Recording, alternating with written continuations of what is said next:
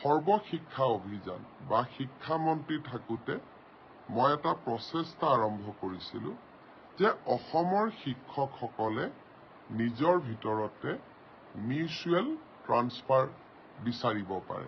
অৰ্থাৎ কোনোবাই ডিব্ৰুগড়ৰ পৰা ধুবুৰীত যাব খোজে, কোনোবাই ধুবুৰীৰ পৰা ডিব্ৰুগড়ত আহিব পাৰে, যদি দুইজন শিক্ষক সন্মতি প্ৰদান কৰে।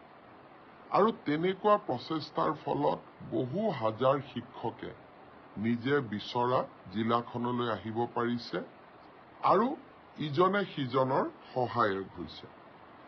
এই ব্যৱস্থাটো আমি তৃতীয় আৰু চতুৰ্থ শ্ৰেণীৰ কৰ্মচাৰীৰ ক্ষেত্ৰতো আৰম্ভ কৰিব পাৰোঁ নেকি? শিক্ষকসকলৰ বাবে যি ব্যৱস্থা সফলভাৱে আমি ৰূপায়ণ কৰিব পাৰিছোঁ, সেই ব্যৱস্থাটো আমি তৃতীয় আৰু চতুৰ্থ শ্ৰেণীৰ কৰ্মচাৰীসকলৰ বাবেও যদি